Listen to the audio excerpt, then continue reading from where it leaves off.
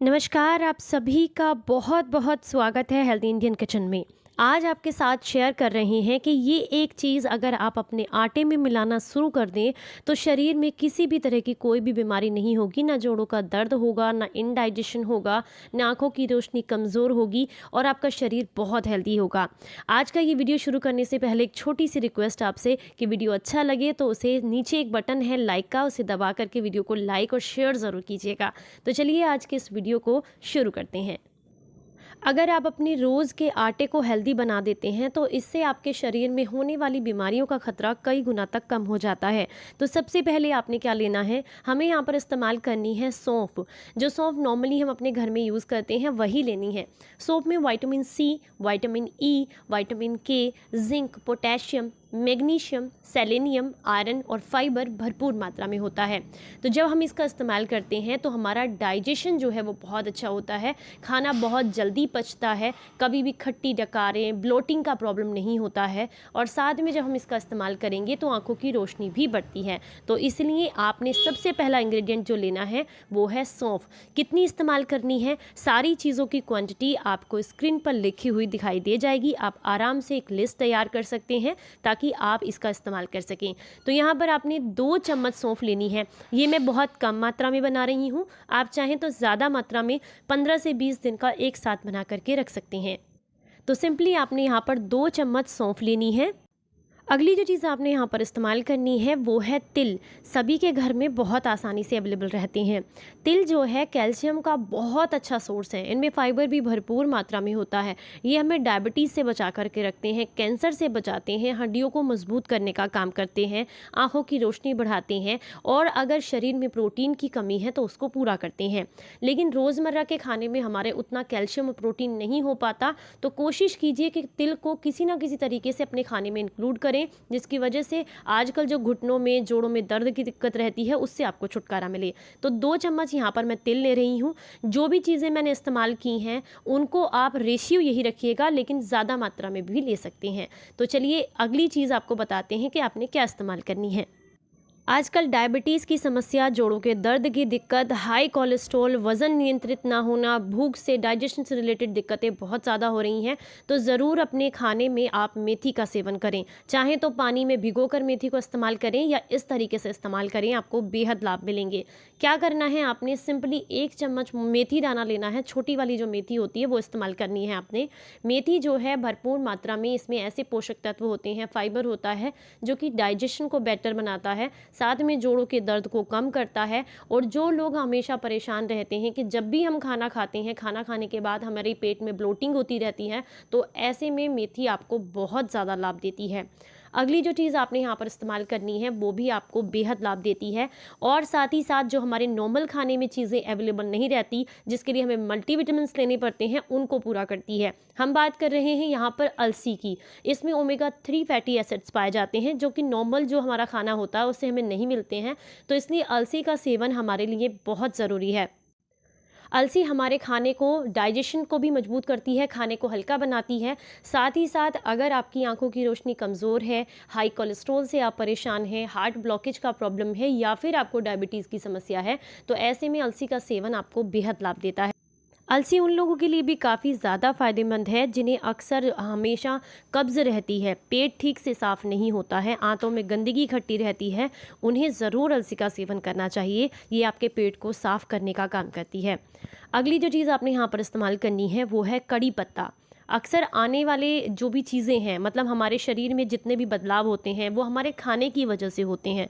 कई बार आपने देखा होगा स्किन पर झुर्रियाँ, झाइयाँ, आँखों की रोशनी कमज़ोर हो जाती है, बाल झड़ने लग जाते हैं। इसका सीधा कारण होता है कि हमारे शरीर को वो पोषक तत्व नहीं मिल रहे जिनकी हमें एक्चुअल में ज़रूरत होती है। जैसे कि बालों के लिए ज़रूरत होती है, स्किन के लिए ज़रूरत होती है, आँखों के लिए ज़रूरत होती है मल्टीविटामिन्स की, तो वो हमारे आसपास जितनी भी हर्ब्स हैं, सीड्स हैं, उन सब में हैं, लेकिन उन्हें बस खाने का सही तरीका पता होना चाहिए।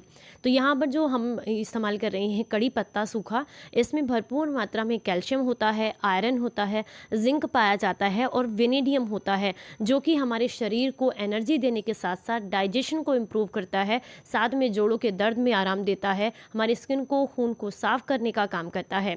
अगली जो चीज़ आपने यहाँ पर इस्तेमाल करनी है वो हमारे पूरे किचन में सबसे ज़्यादा फ़ायदेमंद है पेट के लिए। हम बात कर रहे हैं अजवाइन की। अगर आपको खाना नहीं पचता है, खट्टी डकारें आती हैं, पेट फूलता रहता है या खाना खाने का मन नहीं करता, या जब भी रोटियां खाते हैं अक्सर तब भी पेट में दर्द या मरोड़ शुरू हो जाती है, तो ऐसे में आपको अजवाइन का सेवन ज़रूर करना चाहिए। ये डाइजेशन को इम्प्रूव करने में आपको काफ़ी मदद करती है। साथ में अगर आप यूरिक एसिड से परेशान हैं तो उसको भी कम करने में ये बहुत मदद करती है। तो यहाँ पर आपने 2 चम्मच अजवाइन का इस्तेमाल करना है। सारे इंग्रेडिएंट की लिस्ट आपको ऊपर मिल रही है, कितनी कितनी मात्रा में किसको मैंने यूज़ किया है। अगर हम अजवाइन के पोषक तत्वों की बात करें तो इसमें protein, fat, fibre, mineral, calcium, phosphorus, iron और निकोटिनिक एसिड भी होता है, जो कि अगर हम सेवन करते हैं तो हमें सर्दी, खांसी, जुकाम से भी बचाता है, इम्यूनिटी को बूस्ट करता है। अगली जो चीज़ इस्तेमाल करनी है वो है जीरा। जब भी हमें खाना खाने के बाद पेट में दर्द या मरोड़ की दिक्कत हो तो यूँ भी अगर हम जीरे के 2-3 दाने चबा करके खा लें या 1/4 चम्मच जीरा चबा चबा करके खा लें तो खाना बहुत जल्दी पच जाता है, पेट का दर्द ठीक होता है। और ये अक्सर बच्चों के साथ तो ज़रूर होता है, क्योंकि या तो वो बहुत कम खाते हैं या बहुत ज़्यादा खा लेते हैं। तो ऐसे में अगर बच्चों में इंडाइजेशन की प्रॉब्लम है, पेट दर्द रहता है, तो जीरा आप ज़रूर इस्तेमाल कीजिएगा 1 चम्मच। अब आपने क्या करना है, इन सारे इंग्रेडिएंट को किसी भारी तले के पैन में डाल करके मात्र 1 या 2 मिनट के लिए हल्का सा भून लेना है, क्योंकि इसमें जो थोड़ी बहुत नमी है वो दूर हो जाए, साथ में इसमें जितने भी पोषक तत्व हैं वो एक्टिवेट हो जाएं। उसके लिए हमने मात्र 1 या 2 मिनट के लिए इनको हल्का सा भून लेना है। ध्यान रखना है किसी भी चीज़ का कलर चेंज ना हो और कोई भी चीज़ जलनी नहीं चाहिए। जैसे कि कड़ी पत्ते सूखे हैं, अगर ज़्यादा आप भूनेंगे तो कड़ी पत्ते जल जाते हैं। तो ये देखिए मैंने इसे 2 मिनट के लिए भून लिया है। इसके बाद गैस को बंद कर देंगे और जैसे ही ये नॉर्मल टेम्परेचर पर आ जाते हैं उसके बाद हम इसका इस्तेमाल करेंगे। तो ये लीजिए, ये सारी चीज़ें अच्छे से ठंडी हो चुकी हैं। तो यहाँ पर मैंने एक ग्राइंडर जार लिया है। इन सारी चीज़ों को आपने जार में डाल देना है और उसके बाद धीमी धीमी यानी कि हल्के हल्के राउंड्स में आपने इसको पीस करके तैयार करना है, क्योंकि हमारे पास जो अलसी है, मेथी है और जो हम चीज़ें इस्तेमाल कर रहे हैं जैसे कि अजवाइन है, इन सब में अपना एक ऑयल होता है। अगर आप जार को गर्म कर देंगे तो उनकी क्वालिटीज़ कम हो जाती हैं। तो इसके लिए हल्के हल्के राउंड्स में इसका पाउडर बना करके तैयार कर लें। जितना बारीक आपकी मिक्सी पीस सकती है उतना बारीक कर लें। अगर आपके यहाँ पर बच्चों को बहुत ज़्यादा उनके नखरे हैं, वो नहीं खाते हैं ऐसी चीज़ जो मुंह में आए, तो आप चाहें तो इसको छान भी सकते हैं। और अगर सब लोग खा लेते हैं, कोई दिक्कत नहीं है, छोटे मोटे दाने अगर मुंह में भी आते हैं तो फिर आप इसको जो है नहीं छाने, ऐसे ही यूज़ कर सकते हैं। जितना बारीक मिक्सी पीस दे बस उसी के साथ यूज़ कर लीजिएगा। ये जो हमने पाउडर बनाकर तैयार किया है इसे किसी भी एयर टाइट कंटेनर में भर के आप आराम से 15 दिन का एक साथ बना करके रख सकते हैं। लेकिन ध्यान रखना है 15 दिन से ज़्यादा का नहीं रखना है और किसी एयर टाइट कंटेनर में ही रखना है। और जब भी आप निकालें किसी सूखी साफ चम्मच से निकालें, इसको नमी नहीं लगनी चाहिए, नहीं तो ये सारी चीज़ें सील जाती हैं और फिर इसके पोषक तत्व खत्म हो जाते हैं या फिर ख़राब होने लग जाती हैं। चलिए अब इसको इस्तेमाल कैसे करना है ये बता देते हैं। तो नॉर्मली यहाँ सामने आप देख सकते हैं मैंने लिया है गेहूं का आटा, 2 कटोरी मैंने गेहूं का आटा इस्तेमाल किया है। ये एक रेशियो बता रही हूँ मैं आपको किस तरीके से इस्तेमाल करना है। जब भी आप आटा गूंदें तो उसके अंदर थोड़ा सा बेसन ज़रूर ऐड करें, क्योंकि बेसन जो है रोटी को थोड़ा सा हल्का करता है, जिससे डाइजेशन इजी हो जाता है और खाने में टेस्ट भी बढ़ता है। तो यहाँ पर 2 चम्मच मैं बेसन डाल रही हूँ। बेसन फ़ायदा भी करेगा, साथ में आपकी जो रोटियाँ हैं उनको मुलायम बनाने में भी काफ़ी मदद करता है। तो यहाँ 2 चम्मच बेसन ज़रूर ऐड कीजिएगा जब भी आप रोटियाँ बनाते हैं, चाहे वो आप पराठे बनाएं या रोटियाँ जो भी आप खाना पसंद करते हैं, उसमें 2 चम्मच गेहूँ के आटे में आप बेसन ज़रूर डाला कीजिए।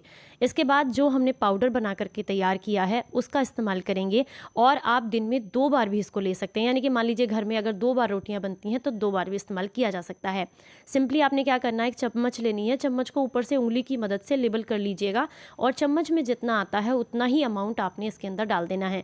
ये 2 कटोरी आटे के लिए मैं बता रही हूँ। अगर मान लीजिए आपने 4 कटोरी आटा लिया है तो फिर आप यहाँ पर डबल कर देंगे, इसको 1 चम्मच की जगह 2 चम्मच इस्तेमाल करेंगे। ये इसका रेशियो रहता है और आप इसे हमेशा के लिए अपनी डाइट में शामिल कर सकते हैं।